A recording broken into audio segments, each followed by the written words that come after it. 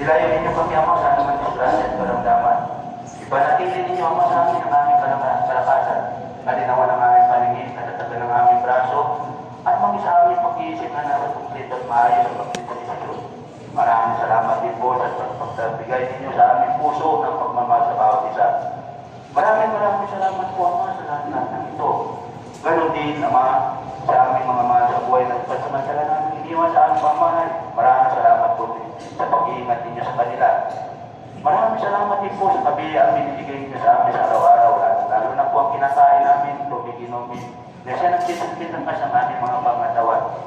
Maraming salamat po sa lahat na ito at higit sa lahat mula sa aming pagtulog kagabi hanggang sa umaga nito. Ginising ninyo kami upang silahin namin ang kagandahan ng inyong mga nilikha. Wala po kayo kasi dakila mo sa pagmamahal ninyo sa amin. Kaya pinupuri ka po namin naman pinasasalamatan. Muli, kami lumalapit sa umaga nito ng pagmasalamat. Ang gabayan po ninyo sa mga po namin gawain at pagpupulog tayo namin ang sa aming pag-uwi. Upang ang aming mga pamilya ay maging masaya naman sa araw ng aming pagsildo at aming binibigay sa kanila ang mga pangailangan na aming pinaghirapan. Maraming salamat po sa lahat na ito. Muli at papasalamat at pupuri kami, Ama, sa umaga ito sa pangalan po ng inyong buktong na anak na si Kristo Jesus na siyang aming Panginoon dito sa ibabaw ng mundo. Amen.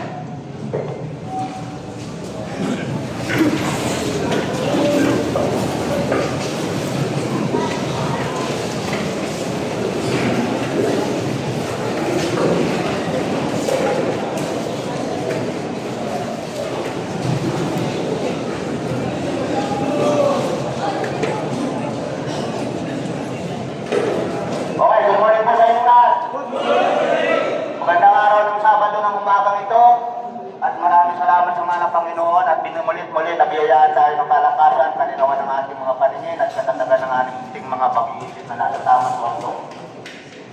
Mga kasama ay napaalala ko lang po muli. Tayo naharap lagi sa ating pang-araw-araw na problema dito, yung inyong ginagawa mga kalat. Sana naman po yung mga binibigay ninyong tao ang tuloy ninyong pagsasawa na patuloy na ibigay kami ninyo.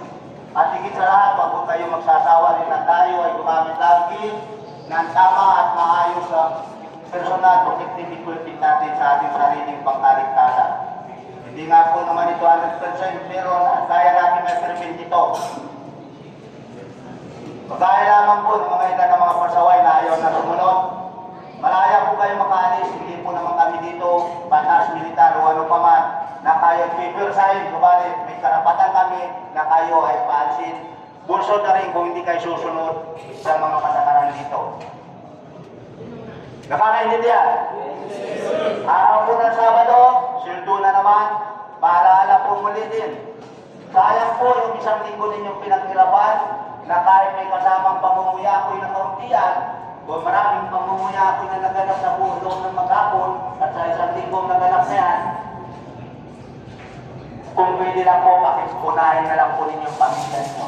Anak nyo, asawa nyo, dahil na lang po, hindi na nagpapakailan para lang ninyo sa sariling vision nyo, kundi dyan sa mga mahal sa buhay nyo. Siguraduhin lang po nyo na nabibigyan ninyo ng sapat at maayos sa pagkain ng mga pamilya ninyo sa pagkainan. Dahil una-una ho, hindi kami nagpupulas din ng pagbibigay o pagbabayad ng aming kumpanya para kayo ay mabayaran, magpasildo na maayos. At paalala rin po doon sa lahat ng mga pasaperon. Meron po dyan nakakalusot at ilang pa rin dyan lumulusot, nagtatiming lang, nagtatago dyan sa mga gilid-gilid, lalong-lalo na sa mga barak. Make sure lang po, wag po ninyo kanina naman loko sa kapwa ninyo, lalong-lalo na sa kumpanya, sapagkat napakapangit pong ipakain sa pamilya ang pinagmulan sa maling gawain, sa masamang gawain. Dahil una-una po, yan ang mananalay kayo sa dugo at ugat ng inyong mga anak ang masama ng galing na pinagtrabawan nyo. Maging maayos po kayo. Isa ba? Huwag po ninyong abusuin maigi ang inyong pinaghirapan na yan. Hindi na oras sa aking panahon na tayo malakas ang pangangatawan. May panahon din tayo humihina, kaya paalala lang din po, mga wala po dyan mga benepisyo, siguraduhin lang po ninyo, bigyan ninyo ng trabaho ang asawa nyo, na kayo ay hulugan ng inyong mga beses nyo. Para din po sa sarili ninyo yan, pagtanda po ninyo. Malinaw mo ba? Huwag na kayong bumaya dito sa Unitech, sa mga trade con, at yan ay alam ko mga kontrito yan. Dahil malalaking kumpanya yan. Pagkaya rin namin yan. Pero yung mga nangarimuhan pa lang at nagsisimula, ay bigyan ho ninyo ang panahon ng sarili ninyo. Magandang umaga po sa inyong lahat, at maraming salamat din po doon sa mga tao tumulong sa amin kahapon, lalong-lalo na sa mga gumagawa ng mga katiwalian dyan, yung mga lookout namin dyan. Maraming salamat sa iyo, Brad. Malaking tulong yung nagawa mo upang ma-prevent namin yung mga magnanakaw dyan. May isusunod na dyan, yung pusher po natin dyan. Mag-ingat ka, Brad. Baka matimpuan ka, may video ka na. Tanggalin mo yung masamang gawain mo yan. Huwag mong panatilihin dito sa loob ng site yan. Kung gusto mo, papatuloy yan, umalis ka dito sa loob ng project site ng Quantum. Dahil masamang epekto ang iyong naibibigay sa mga kasamahan. Magandang umaga po muli. Good luck and good day. God bless you po.